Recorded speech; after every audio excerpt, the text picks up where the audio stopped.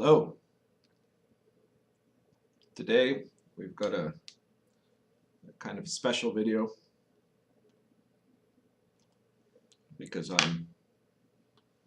I've decided to do this video to explain something to the context of some of my students, and it's about the I Ching, and it's not really an attempt to explain everything about how the I Ching works, because you get that, the basics of that, in the Magician's I Ching, which I strongly recommend that you check out. Today I'm doing this video in black and white, so you can't see the redness of the cover, but there we go. But rather the question of what powers the I Ching. Why is it?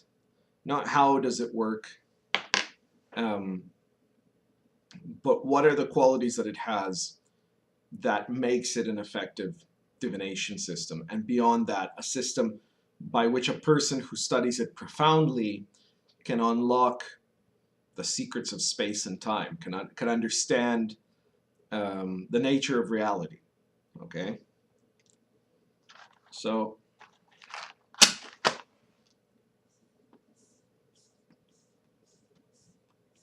to explain that, we have to start off at the beginning.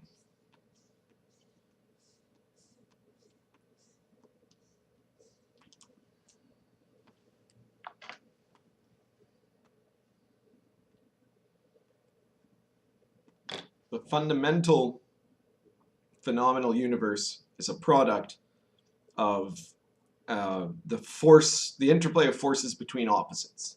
Okay? Positive and negative.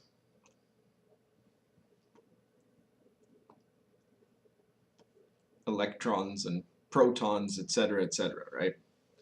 So in the I Ching, this is expressed into a division of two special types of classes, you could say. Two particular types of forces. So you have Yin, that's Yin there, right? Yin could be thought of as the weak force. And then up here you have Yang, which is the strong force. So you know, there are lots of other attributions of Yin and Yang, but for the purpose of what I'm talking about here, let's put it that way: the weak and the strong. Okay. The universe, everything in the universe consists of those two qualities, right? The yielding force or the strong force. And in fact, in the phenomenal universe, in the world of 10,000 things, it actually consists of the intermixture of those two in the different hexagrams. But we're starting from the very top here. Okay, so you have Yang and you have Yin. Now, Yin is weak. It is below. It has that the quality that it isn't strong, right? It's weak, but it's more stable. Yang is stronger, but it's less stable. And why is that? Because Yang, to be stronger, uses energy. It uses more energy. So what you can say is that there's a regression upwards from Yin to Yang that involves an increase in energy. You could likewise say that if you're going the other way, you know, for Yang to become Yin, to lose its strength and therefore become weak, it becomes unstable. What happens when it becomes unstable? It becomes weak, right? Yin is by definition stable because it is weak, because it doesn't have a lot of energy. So it takes a great amount of energy for it to go up and become yang. Now, what does this mean in terms of the structure of the universe? Well, let's consider, first of all, that in the I Ching, there's actually these two symbols, and there's kind of two other symbols to consider, which is you have yin, you have yang, and then you have yang turning into yin and yin turning into yang, right? In the traditional method of divining with the I Ching, there was not an equal chance of all those things happening. Okay, there was much more probability that no change occurred. So the default state, reflective of the universe, is stability. It's that yin is stable and yang is stable. But there's also the nature of change, that there's always some change in the process of occurring. It's either starting to occur, it's about to occur, it's occurring right now, or it's just occurred, right? And that change has to involve the switching of one for the other, right? Yin becomes yang or yang becomes yin. But again, those are not equal probabilities because it is much harder for yin to become yang. So there's more yin force in the universe. Because it's more stable, it sticks around longer. There's more of it. There's less yang force in the universe than there is of yin. But there's more yang that is turning into yin than there is yin turning into yang. In the traditional method of divining with the I Ching, there were probabilities that worked on a field of 16, which fits the binary structure of the I Ching as a whole, right? The I Ching as a whole is a binary system, and so you could say it's got a 16-bit code here, and you can draw that as a kind of grid of 16 squares. So if we start with looking at the toughest part of all, right? You look at the probabilities of the traditional system, and you see that out of those possibilities, there's only a 1 in 16 chance of the weak force becoming strong. There's a 3 in 16 chance of the strong force becoming weak. There's a 5 in 16 chance of just having the strong force but stable, and then there's a 7 in 16 chance of the weak force being stable. 1, 3, 5, 7. Now, if you create this square grid, you'll see exactly why that is. Because, let's say at the very top corner, let's say this very top corner here is most energy, right? And going down to away from it is less energy. So let's put this like this. All right, so the further up you go, the more energy it's taking, right? And so at the very top corner, you have the changing symbol, yin changing into yang. So that's the least probable thing, so we'll give that only 1 square. So let's look at the next tier. What do you see here? There's 3 squares, right? And so here we put the probability of yang that would be moving towards trying to change into yin. That takes less energy than going the other way around, right? That's a higher energy consumption to go back down to there than to go up the other way. So after that, you have in the next tier, there are 5 squares. And so in these 5 squares, this is less energy here to be stable, right? Because you're strong but stable. These are just plain yang. And then at the final one, there are 7 squares. So suddenly on a magical square system,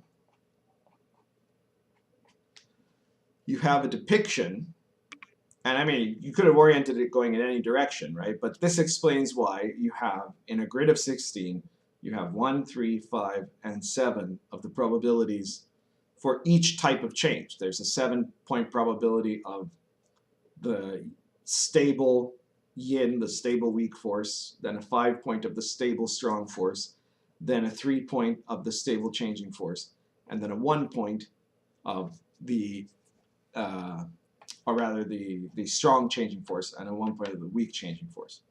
So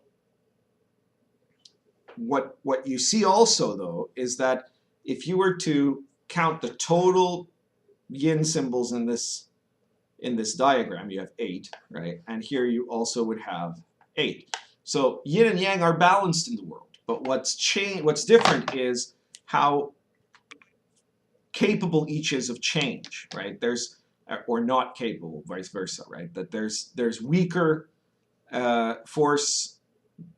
The weaker force, the yin force, is more stable, much more stable. There's only a 1 in 8 chance it's changing, whereas the strong force, the yang force, is much more unstable. There's a 3 in 8 chance that it's changing.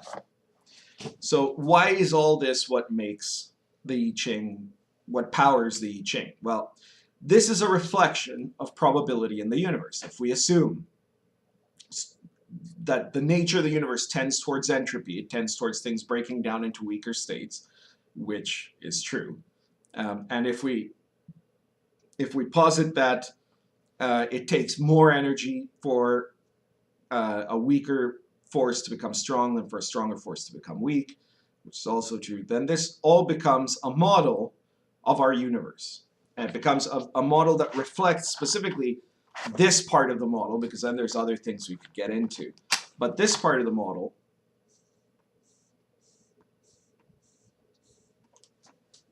reflects the nature of change in space over time, right? If you now add to that the divination system, making use of these probabilities that appear here, by using a type of randomness engine, a system to generate a snapshot of those forces, then you end up having this system that is keyed into the fundamental nature of reality, of space-time. So by a non-linear system of random generation, which is to say, when you cast the I Ching, when you use the I Ching using ideally the proper method, right? Because there are other systems like the coin method does not accurately reflect this, right? And you use it and it'll still give you an oracle, but the oracle will be less precise than if you're making use of the original system, the system that, well, in the Magician's I Ching, I present an easy form of using the system with that probability, which is the 4 stabs method. In other videos here, I've shown you the Yarrow method and an easier way to do the Yarrow method.